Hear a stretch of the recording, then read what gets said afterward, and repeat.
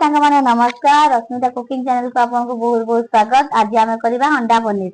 से 10टा अंडा, अदा रसुण पेस्ट, आलू को छोट छोट काटी देकी चोपा छड़ेकी काटी नहीं, प्याज को काटी देकी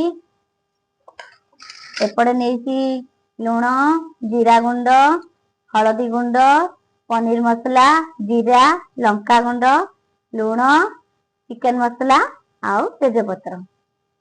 चलतु अंडा पनीर करवा। अंडा को भांगी ये देदेबा। जिते सब अंडा अच्छी 10टा सारा सबको भांगिकी ये जगह देवा। सब अंडा को भांगी देली एबे देदेबा लुण आ ताको गोळेई देबा।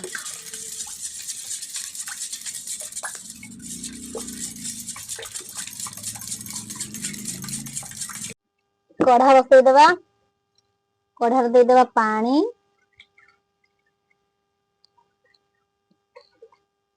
पानी को ଟିକେ गरम होगा को छाड़ देबा। एइथिरे आमे अंडा पनीर करबा। एइथि ଟିକେ तेल देइकी से चारि आड़े एंती कर देबा हला। दे देबा तेल चारि साइड सब आड़े तेल को गोळेई देबा। एबे याकू ए अंडा को जो भांगी की रखिथिली लुण देइकी गोळेइकी एबे याकू एठी ढाल देबा।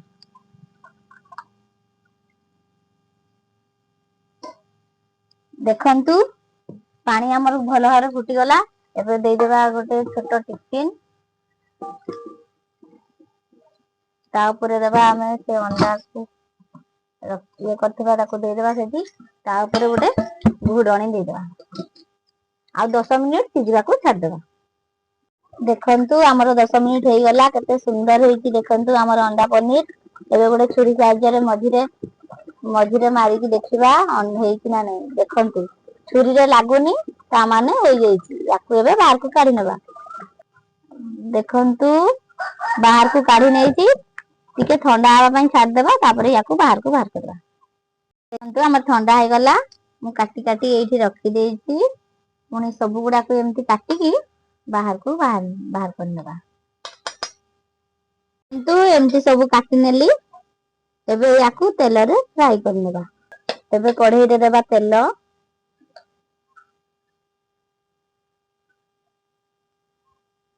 देखंतु तेल हमर भलो भाबरे गरम हो गला। एबे अंडा पनीर को छाणी देबा।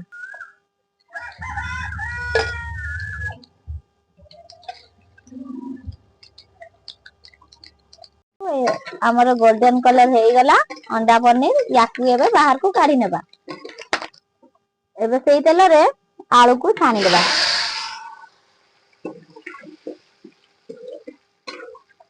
छाणी देबा गोल्डन कलर हेले याकू बाहर को काढी नेबा।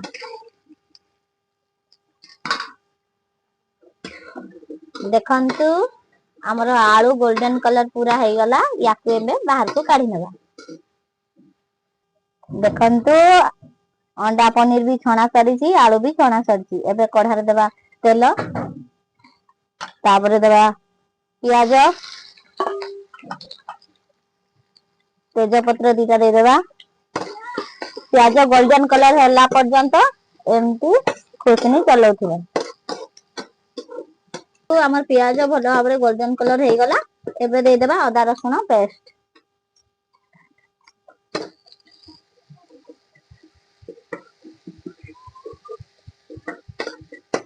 देबा हळदी, देबा जो काश्मीर चिली मसला, देबा चिकन मसला, देबा पनीर मसला,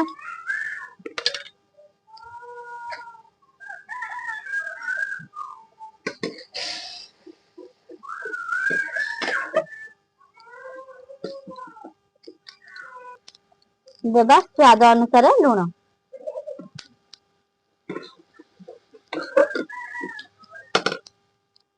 सब मसला पके की भलो भाबरे कसी देबा। भलो भाबरे कसी की पानी टिके देई देबा। आ 5 मिनिट फुटीबा को छाड़ देबा। देखंतु हम मसला पूरा रेडी।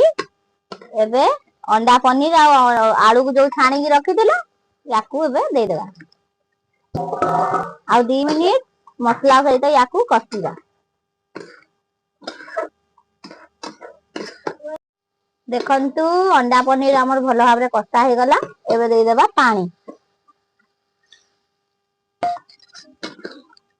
ପାଣି ଆମେ ଦେଇଦେଲୁ।